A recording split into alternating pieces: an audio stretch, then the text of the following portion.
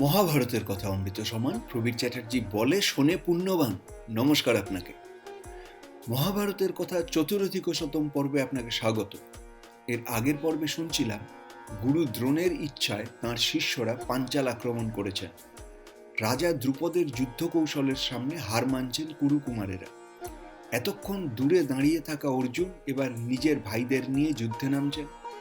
তিনি নিজের যুদ্ধ কৌশলে দ্রুপদকে পরাস্ত করে উন্মুক্ত খড়গ হাতে জীবিত দ্রুপদকে ধরে নিয়ে চললেন গুরু দ্রোণের কাছে। গুরুর পায়ে রাজা দ্রুপদকে সমর্পণ করে নিজের গুরু দক্ষিণা দিলেন অর্জুন। দ্রুপদের রাজ অহংকারের সামান্য অবশিষ্ট নেই এখন। যে বাল্যবন্ধু দ্রোণাচার্যকে তিনি এককালে বন্ধু বলতে রাজি হননি, আজ অত্যন্ত হীন অবস্থায় সে বন্ধুর পায়ে তিনি নিবেদিত। দ্রোণাচার্য কিচ্ছু ভোলেননি।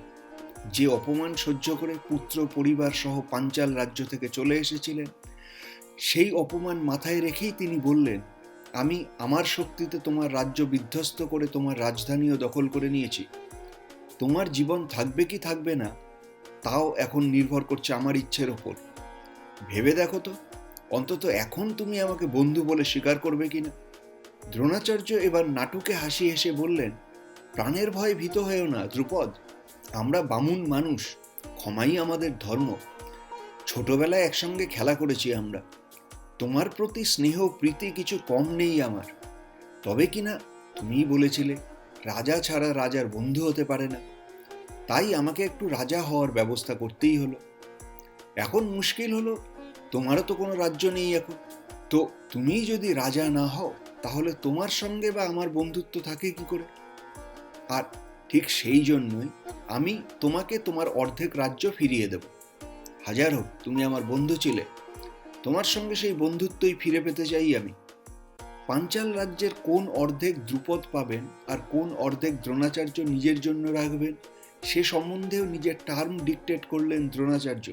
বললেন, গঙ্গার দক্ষিণ দিকে রাজা থাকবে তুমি, আর গঙ্গার উত্তরাঞ্চলে রাজা হব আমি।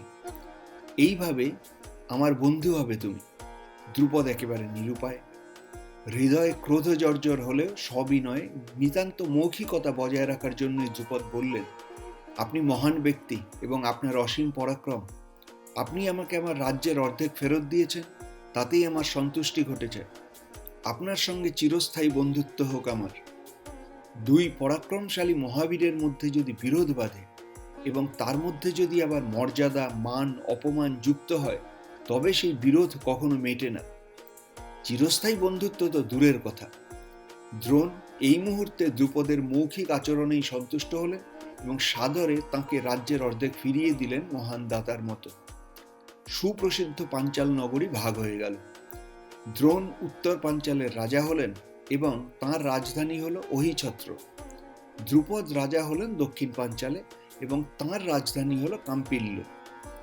হৃত রাজ্যের অর্ধেকটা উদ্ধার হলো বটে, কিন্তু সেটা দ্রোণাচার্যের দয়ায় উদ্ধার হওয়ায় দ্রুপদের মনে কোনো সুখ রইল না। এক নূতন জটিলতা তাঁর হৃদয় অধিকার করল। বারবারই তাঁর মনে হতে লাগলো, দ্রোণাচার্য শুধু বামুন বলে তাঁর ব্রাহ্ম শক্তিতে দ্রুপদকে পরাভূত করেছেন। ক্ষত্রিয়র পরাক্রম কোনো কাজে লাগলো না এবং হয়তো ক্ষত্রিয়ের ভুজো বলে তাঁকে পরাভূতও করা যাবে না। তিনি ভাবলেন, অলৌকিক ব্রাহ্ম শক্তিতেই দ্রোণাচার্যকে শেষ করবেন তিনি।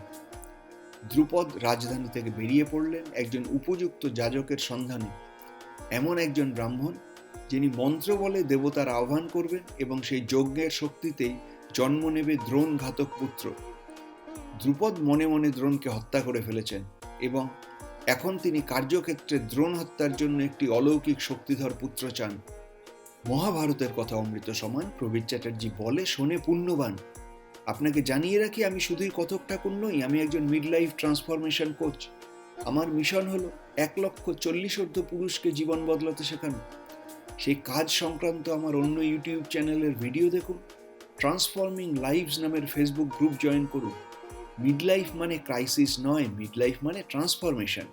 নৃসিংহপ্রসাদ ভাদুরী বলছেন যে দ্রোণাচার্য আর দ্রুপদের হিংসা প্রতিহিংসার কাহিনী শোনানোর পেছনে মহাভারতের কবির 3টে উদ্দেশ্য আছে।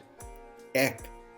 দ্রোণাচার্য ব্রাহ্মণ হওয়া সত্ত্বেও যেহেতু ক্ষত্রিয়ের বৃত্তি গ্রহণ করেছেন এবং যেহেতু ক্ষত্রিয়োচিত সুখ সমৃদ্ধি তথা রাজ্য লাভে তিনি যথেষ্টই আসক্ত ছিলেন, সেই আসক্তি তাঁর ফলবতী হল বাল্যবন্ধুর রাজ্য গ্রাস করে। দ্রোণাচার্য রাজা হলেন এতদিন। 2.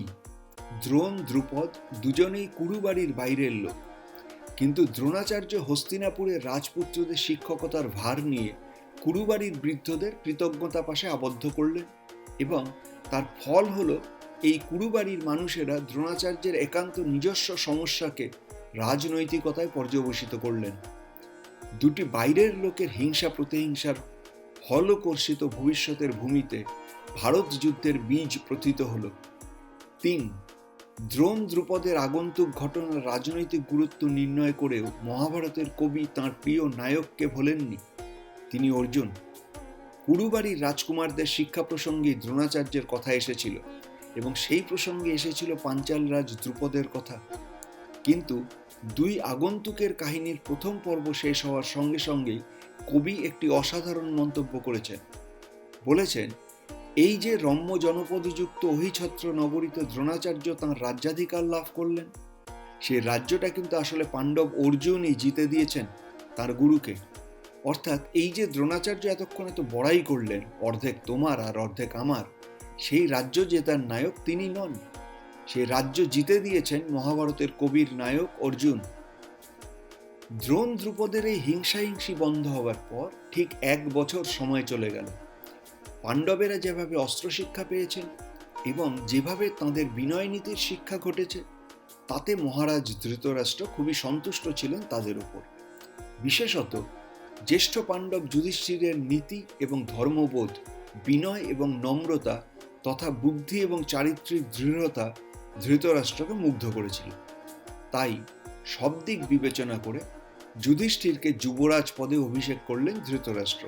যৌবরাজ্য লাভ করে যুধিষ্ঠির এমনভাবেই রাজকার্যে সহায়তা করতে লাগলেন যাতে তাঁর চারিত্রিক বৈশিষ্ট্যগুলি আরও উজ্জ্বল হয়ে উঠল। তাঁর সুনাম ছড়িয়ে পড়ল চারিদিকে, এবং সেই সুনাম তার পিতা পাণ্ডুর খ্যাতি ম্লান করে দিল। ভীম অর্জুনও চুপ করে বসেছিলেন না। জ্যেষ্ঠ পাণ্ডবের ভবিষ্যৎ রাজ্যলাভ প্রায় স্বীকৃত হয়ে যাওয়ায় ভীম অর্জুনের কিছু নিশ্চিন্ততা ছিল। সেই নিশ্চিন্ততার সুযোগ নিয়ে তাঁরা নিজেদের আরও সুশিক্ষিত করে তুললেন। ভীম যতখানি গদাযুদ্ধ শিখেছিলেন তা নেহাত কম নয়, কিন্তু গদাবিদ্যার উচ্চতর পাঠ গ্রহণের জন্য তিনি চলে গেলেন কৃষ্ণজ্যেষ্ঠ বলরামের কাছে। সেকালের দিনে গদাযুদ্ধে যাঁরা পরম পারদর্শিতা লাভ করেছিলেন তাদের মধ্যে বলরাম ছিলেন প্রধানতম। ভীম তাঁর কাছে গদাযুদ্ধের বহুতর পাঠ নিয়ে এলেন। অন্যদিকে অর্জুন, যিনি ভবিষ্যতের শ্রেষ্ঠ ধনুর্ধর হিসেবে চিহ্নিত হবেন, তিনি চলে গেলেন যুদ্ধে। অর্জুনের আর কিছু শিক্ষণীয় ছিল না, যা তাঁর প্রয়োজন ছিল তা হলো অভ্যাস। হস্তিনাপুরের উত্তর দিকে যেসব রাজারা হস্তিনাপুরকে কর দিত না, অর্জুন তাদের শিক্ষা দিতে রওনা হলেন। উত্তর দিকের যোদ্ধা রাজাদের মধ্যে যবনরাজ সৌবীর ছিলেন ভয়ঙ্কর শক্তিশালী। মহারাজ পাণ্ডুও তাঁকে শায়েস্তা করতে পারেননি। অর্জুন সেই সৌবীর যবনরাজকে হত্যা করলেন অবলীলায়। যুধিষ্ঠিরের যৌবরাজ্যকালে অর্জুন ছাড়া তাঁর অন্যান্য ভাইয়েরা রাজ্য জয় করে কুরু রাজ্যের সমৃদ্ধি ঘটালেন। একই সাথে তাঁরা নিজেদের গৌরবও বাড়িয়ে নিলেন। তাঁরা দেখিয়ে দিলেন যে প্রয়াত মহারাজ পাণ্ডুর উত্তরাধিকারী হিসাবে তাঁরা যথেষ্টই উপযুক্ত, এবং প্রয়োজনের সময় শত্রুর আক্রমণ রোধ করার মানসিক প্রস্তুতি ছাড়া অপ্রয়োজনেও তাঁরা নিজেদের প্রয়োগ করতে পারেন। হস্তিনাপুরের সমৃদ্ধির জন্য তাঁরা যুদ্ধে নিজেদের জীবনকেও তুচ্ছ করতে পারেন। এই আত্মত্যাগ বৃত্তির সঙ্গে পাণ্ডব ভাইদের শক্তি এবং ক্ষমতার একটা পরীক্ষা হয়ে যাওয়ায় পাণ্ডবদের, বিশেষত মহামতি যুধিষ্ঠিরের রাজনৈতিক লাভ হলো অনেকটাই। পৌর জনপদবাসীদের মধ্যে পাণ্ডব ভাইদের শক্তি একেবারে বিখ্যাত হয়ে পড়ল।